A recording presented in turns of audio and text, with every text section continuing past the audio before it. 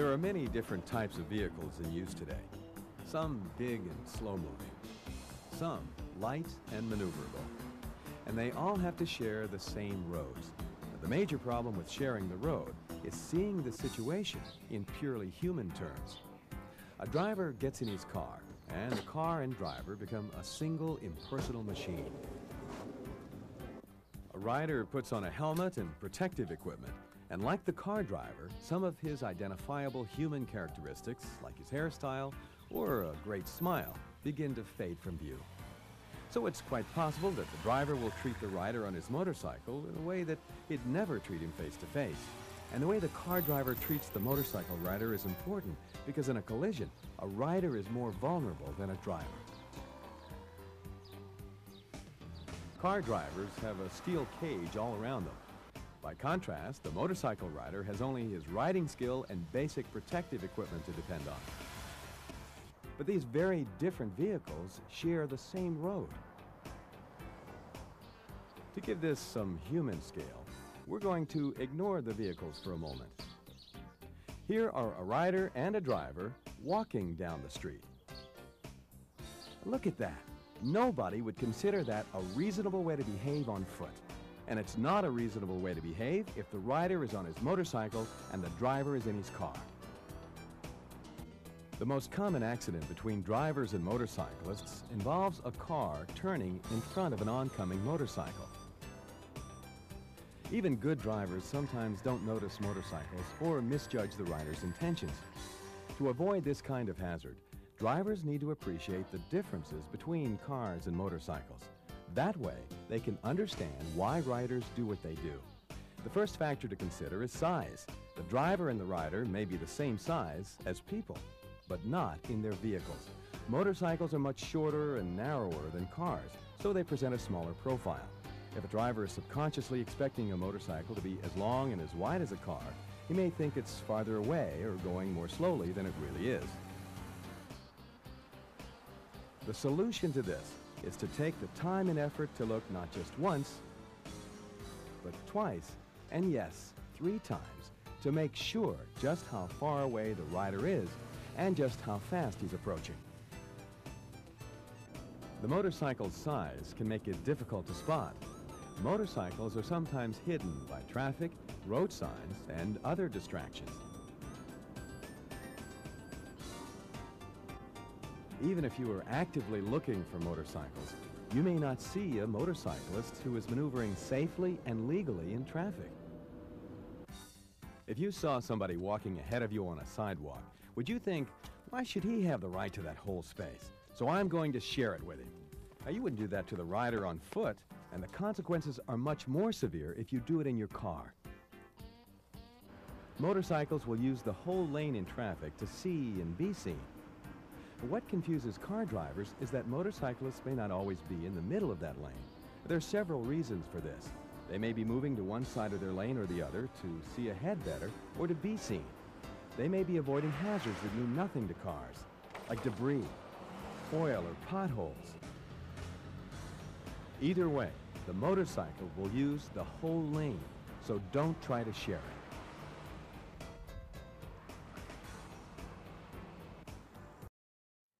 I'd like you to look at a short film designed to help you be more aware of motorcyclists on the road. Who knows? It could keep you from being involved in a crash one day. Why is that important to me? Because I ride a scooter and I love it. I ride to get around and for fun. I've taken a rider training course and try to do everything right on the road, but sometimes I feel invisible out there. The things I've learned while riding have made me a better car driver, and you may learn some good tips too. It's possible for scooter riders and motorcyclists to ride legally and still become involved in a crash, most often with a car or truck that doesn't see them. We all do our best on the road. Well, most of the time. But the one time a car or truck driver doesn't see someone on a bike, it's going to turn out badly for both of them. Too many drivers hit motorcyclists each year. What you're about to see might help you avoid becoming part of the statistic.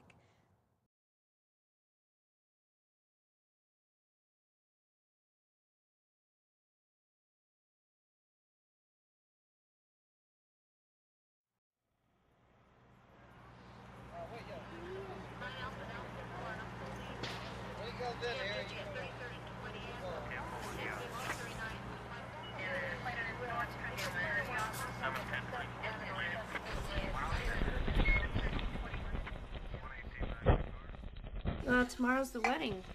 Yeah, my cousin. Oh, you didn't forget about that. Yeah, she made it the best. No, I tried that one year, but I couldn't really. Hold on a second. Yeah, honey. Where's my white shirt? It's at the laundry. We're gonna get it on the way, okay? Why do I have to go to Lewis's stupid recital? For the same reason he has to go to your soccer games. Now your dad's busy. I'm it. Okay, I gotta go. Bye. All right, here we go, guys. Seatbelts.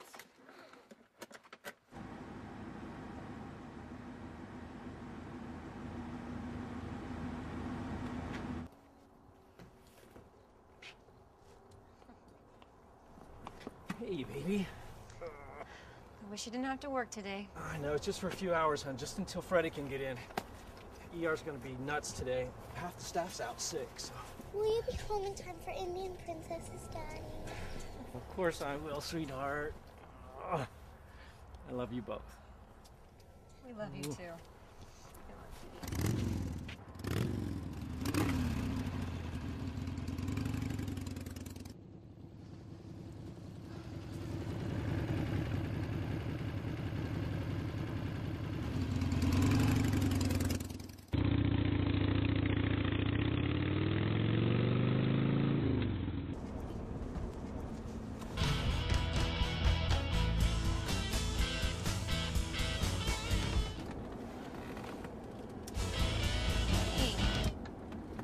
Loud. That's Lewis's favorite song. Well, Lewis needs to think about his recital, and I need to think about all the stuff I gotta do today, okay? Okay, just a Helen, honey, wake up. You're missing a beautiful day.